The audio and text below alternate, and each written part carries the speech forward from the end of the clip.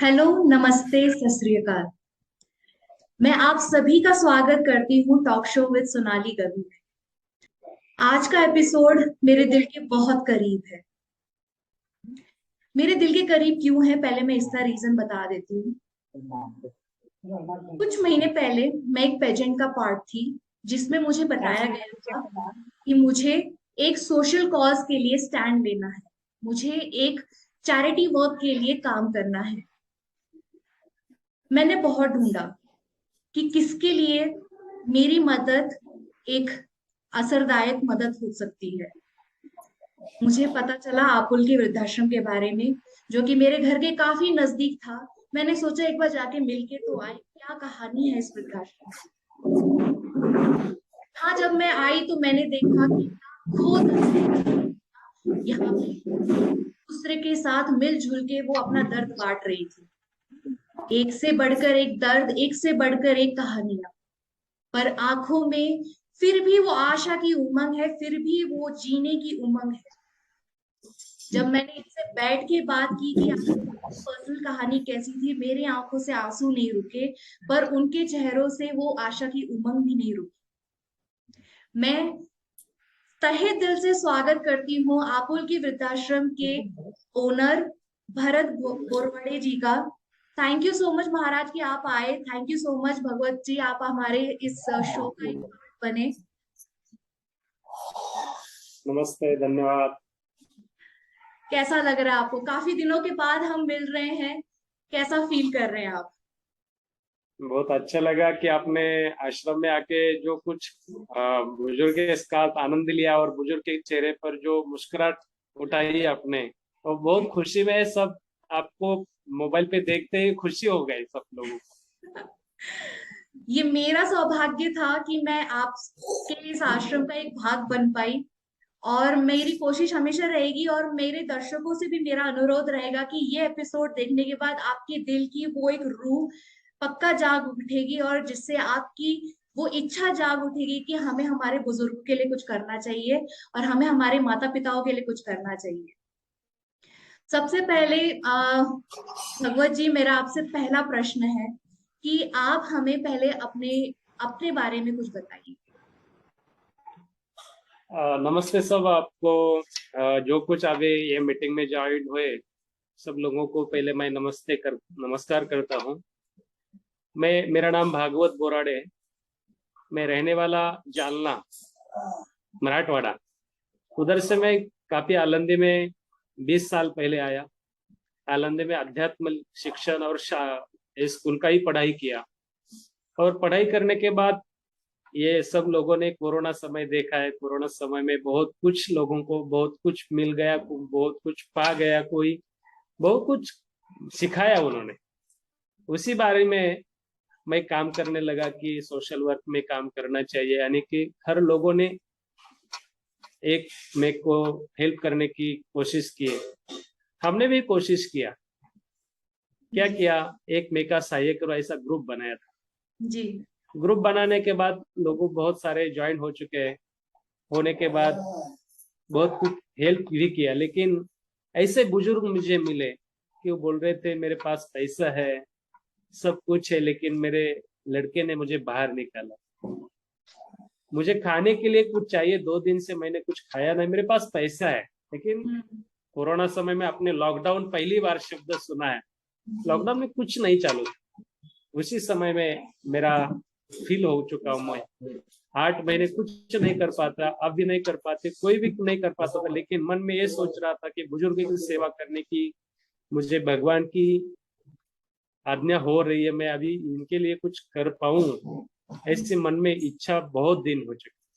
जी। होने के बाद थोड़ा कोरोना समय निकल चुका और बाद में मैंने मेरा माइंड में जो चल रहा था मैंने बाहर फेंक दिया। उनका नाम है अपुल की। जी। जी। प्यार इस शब्द में ही कितना अपनापन है, कितना एक परिवार का वो अपनापन मिलता है कि जो बुजुर्ग हमारे, जिनको अपने परिवार की आपुलकी नहीं मिली, आपुलकी मतलब प्यार, वो इस वृद्धाश्रम ने पूरी कोशिश की है कि आपको वो प्यार, वो अपनापन दे सके। ये सुन के मतलब एक इतना नेक काम कर रहे हैं आप, इतना नेक आपका उत्साह है कि आप बुजुर्गों के लिए, उनके आगे की आने वाली जिंदगी के लिए आप एक सहारा बने हैं, जहां उनके बच्चे उनके लिए कुछ कर नहीं पा रहे हैं। ये सबसे दुख की बात है कि जहां माता पिता अपने बच्चों को बचपन से लेकर बड़े होने तक हर चीज सिखाते हैं कि अपनी जिंदगी में आगे कैसे बढ़ना है, अपनी लाइफ को आगे कैसे बढ़ाना है, लेकिन वो एक पड़ाव जब आ गया जहां माता पिता को जरूरत है, जहां माता पिता चाहते हैं कि आज मेरा बच्चा मेरा ध्यान रखेगा, तो उन्होंने अपने हाथ पीछे कर लिए।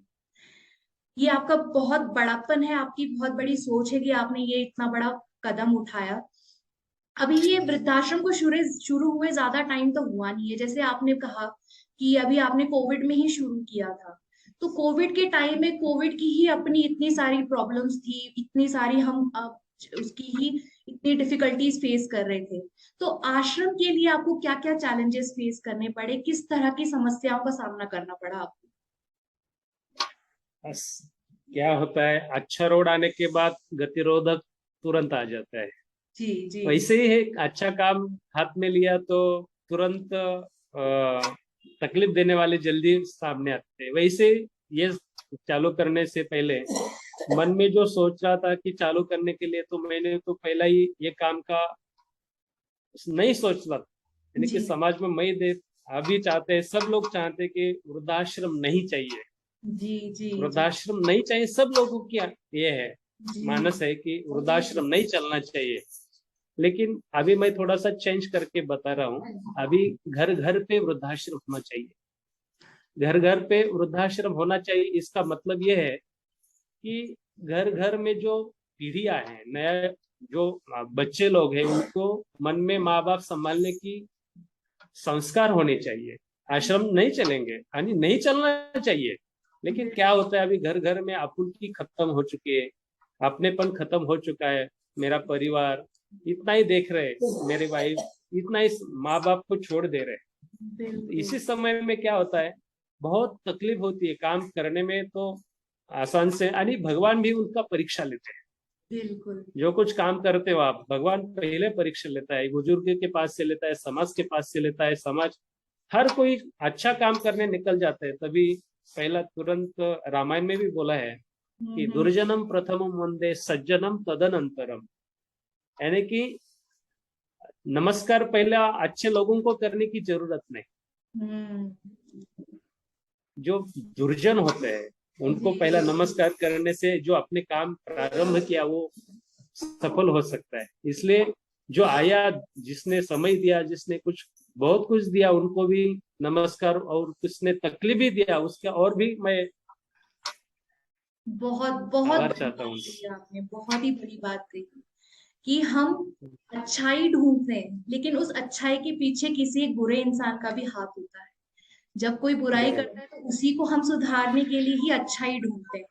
और उससे भी बड़ी बात आपने ये कही कि हमें वृद्धाश्रम अपने ही घर में खोलना चाहिए, जो कि आज की पीढ़ी को ये चीज समझनी चाहिए कि वृद्धाश्रम बस एक घर नहीं है कि जहां बस आप अपने माता पिताओं की जिम्मेदारियों से छूट जाओगे।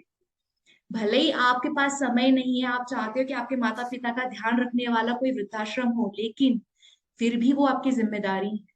तो इससे अच्छा अपने ही घर में बनाए, अपने ही माता पिता का ध्यान अपने ही घर में रखें, हमें दूसरों के भरोसे जिंदगी जीनी ही ना पड़े। ये बहुत ही बड़ी बात कही बराबर। आपने। आज एक बहुत बड़ी सीख मिलेगी हमारी जनता को कि वृद्धाश्रम सिर्फ कहने की चीज नहीं, एक बहुत बड़ी जिम्मेदारी होती है। बराबर। मेरे को एक सवाल आपसे ये भी पूछना था। अभी हम कोशिश तो कर रहे हैं कि हमारे जो ये जनरेशन है, जो इस पीढ़ी के बच्चे हैं, इनको हम बदलना चाहते हैं। तो आप क्या मैसेज देना चाहेंगे अपने इस एक्सपीरियंस, यदि आपके सामने इतने सारे बुजुर्ग हैं, हर बच्चे की कहानी अलग है, हर बच्चे ने एक अलग तरीके के कर्म किए हैं, तो आप क्या संदेश देंगे ये आने वाली पीढ़ी को, जो ये वीडियो देख रही है हमारी जनता, उनको क्या आप संदेश देना चाहेंगे कि कैसे आप ये चीज से मोटिवेट होके आप अपने माता पिता का ध्यान रख सकते हैं? क्या बोलना चाहेंगे आप? पहले बात तो ये मैं कहना चाहता हूँ, जिसने आपको ये पूरा दुनिया दिखाया वो है माँ बाप। भगवान से ही बड़े जो होते हैं उनको माँ बाप, उससे बड़ा कोई भगवान नहीं है ये दुनिया में। आप माँ बाप की सेवा नहीं कर पाते, दुनिया का हर किसी की सेवा नहीं कर पाएंगे। आपने माँ बाप को नहीं संभाला तो दुनिया में क्या आप कर सकते हैं? या बुजुर्ग का आशीर्वाद जी। नहीं, तो ये माँ बाप ने आपको दुनिया ही दिखाई, इसके ऊपर वो ये लोगों ने क्या करना चाहिए कि बुजुर्ग के आपको जैसे बचपन में सब कुछ आपका खेल रखा, माँ बाप आपको जैसे बचपन में संभाला, मार के डाल के जो कुछ किया, वैसे बुजुर्ग को आप संभालना चाहिए, वो उसी समय अपने माँ बाप होना चाहिए। जी। और दूसरी ये बात है, दूसरी क्या बात है, अब भी आपको अपने आश्रम में डाल दिया, आपके बुजुर्ग माँ बाप को आपने आश्रम में डालने के बाद आपकी भगवान वैसे सोए करे, ऐसे आश्रम में डाल देंगे, बाकी कुछ नहीं होगा। लेकिन जो बुराई है बुराई से ही मिलेगा, बिल्कुल। लेकिन जो कुछ होता है माँ बाप की सेवा से हो जाएगा। भगवान जैसी सेवा माँ बाप की होती है। सच में बच्चे ये चीज समझ नहीं पाते कि आज वो जो कर्म कर रहे हैं कल उन पे भी वो कर्म आ सकते हैं। मैं ये चीज भी नहीं कर सकती, सोच भी नहीं सकती कि आज आप जो मदद कर रहे हैं इनके लिए और जिस तरह से उनके आखिरी कुछ जितना समय बचा है आप उनका ध्यान रख के आप चाहते हैं कि उनके बचे हुए समय में आप उनको जितनी खुशियां दे सकें वो देने की कोशिश कर रहे हैं। अभी मेरे को ये जाननी आया है आपसे कि वृद्धाश्रम में आप अपनी तरफ से पूरी कोशिश कर रहे हैं कि आप उनका समय में खान पान, उनकी दवाई और उनकी जरूरत की सामान की चीजों की तैयारी आप अपनी तरफ से कर रहे हैं। आप प्रेक्षकों से क्या जानना चाहेंगे? आप अपने जो हमारे सोसाइटी के लोग हैं उनसे क्या किस तरह से मदद चाहते हैं कि आपकी मदद हम किस तरह से कर सकते हैं? क्या होता है, सबके पास मदद करने में बहुत कुछ होता है, लेकिन मदद करने का जो तरीका होता है, यानी कि दातृत्व शक्ति, जी। आपके पास 100 है, 100 में से 100 रुपए नहीं दान कर पाएंगे, लेकिन जी। 100 में से 50 दान कर पाएंगे। जी। आपने जो 100 कमाया उसमें से 10% जी दान किया, तो आपको जो अंतकरण से फील जो होता है हेल्प करने से, जी। उसी समय हेल्प का आपको करनी चाहिए। यानी कि क्या होता है, समाज में आपका भी, समाज का ही ऋण है आपके ऊपर। आप जो जिंदगी जीते हैं उसमें बहुत सारे माँ बाप के ऋण होते हैं, गुरु के होते हैं, गौ माता की होते, ये धरणी माता की है, आपके पास बहुत लोगों का ऋण है। उसमें जी। से समाज ऋण होता है। जी। समाज ऋण कौन से तरीके से आप फेड पाएंगे? जो अंध हो, अपंग हो, बुजुर्ग हो, अनाथ हो, निराधार हो, जो कुछ ऐसे लोग हैं उनके पास कोई भी समय समय दान करो। धन जी। नहीं है तो समय भी दान करके उनको हेल्प करके, जो आश्रम चलाते हैं आश्रम वाले लोगों को हेल्प मिलने के बाद उनकी सेवा बढ़ने की मनोवृत्ति और भी बढ़ जाती है। जी। समाज कार्य करने में क्या होता है, एक आदमी कोई नहीं करता, जी। उनके पास चार हाथ आने के बाद जो ताकत आती है, उम्मीद आती है, वैसे है समाज में ही समाज का काम करने की ताकत है। समाज का काम करने की ताकत समाज में ही है। ऐसे करते समय लोगों ने जो कुछ आपको दिख रहा है उनको हेल्प करना चाहिए। जी। आपको ये भगवान किसी और से रूप में आपको हेल्प करता ही है। जी। आप जो मराठी में बात है, आप जो मुठ भर कमाते हैं उसमें से चिमुट भर दान करना है। जी। कितना जी। दान करना है? हाँ, आप बहुत कुछ पाते हैं, लेकिन उसमें से 1% भी नहीं, आधा टक्का भी किया तो भी बहुत हो जाएगा। अगर हमें आपकी मदद करनी रही तो सिर्फ दान पैसों की तरफ से नहीं, समय की तरफ से, या तो उन बुजुर्गों की लाइफ में किसी तरह से भी खुशियां ला सके, या तो फिर उनको अपनी जिंदगी का एक पल का भी समय दे दिया या उनके साथ एक परिवार के जैसा भी समय दे दिया, तो एक तरह से आपने उनकी जिंदगी का एक उमंग उड़ा, एक उमंग जगा दी है। मतलब जीने की एक उमंग बनाना ही एक सबसे बड़ा दान हो जाता है, एक सबसे बड़ा पुण्य का काम हो जाता बरोबर। है। तो बरोबर। मेरा अपना पर्सनल मेरा जो एक्सपीरियंस था आपके साथ, मैं मेरे को याद है कि जब मैं पहली बार आपके आश्रम में आई थी और मैंने अपनी तरफ से जो कोशिश करनी चाहिए मैंने की थी, और इसके आगे भी मैं कोशिश करूंगी कि मेरे इस तरफ से जितना हो सकेगा मैं अपने अपुल की वृद्धाश्रम के लिए जितना प्यार मैं संजो सकूंगी मैं संजोने की कोशिश करूंगी। बट मैं इसी के साथ आपको और हमारे जितने भी दादा दादी मेरे वहां पे जितने भी बैठे हैं, मेरे को सबसे बस एक ही बात कहनी है। जिंदगी ने आगे यहाँ तक आपको पता नहीं कितने ही दुख दर्द दिए होंगे, और आगे का भी मैं कुछ कह नहीं सकती कि आगे हम कोशिश करेंगे, हमारी जो जनता है वो कोशिश करेगी कि आपको जितना प्यार दे सके हम जरूर दें। लेकिन जो यादें हमारी बनी हैं उसमें से हम सिर्फ और सिर्फ मीठी मीठी यादें अपने साथ जोड़ जोड़ के रखेंगे। जो भी दुख आया, जो भी दर्द आया, हम कोशिश तो नहीं, ये बोलना बहुत आसान है कि हम भूल जाएंगे, बट ये भूला ही नहीं जा सकता। पर मेरा इतना ही निवेदन है कि उसमें से सिर्फ प्यारी प्यारी यादें रखेंगे।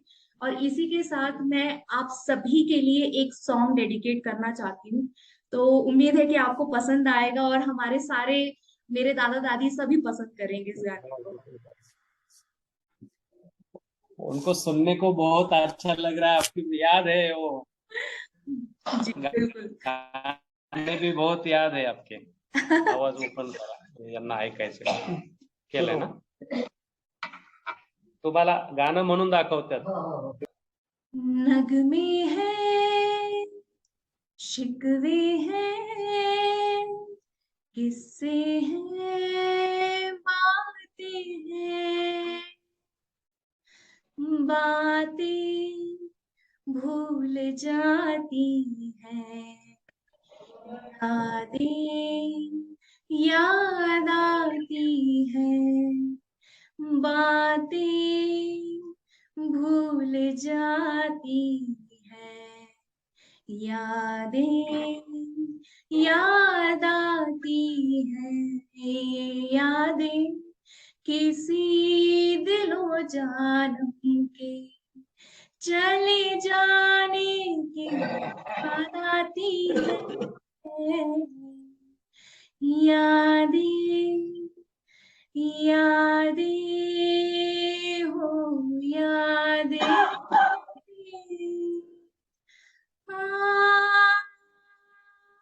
आ, आ, आ, दुनिया में हम सब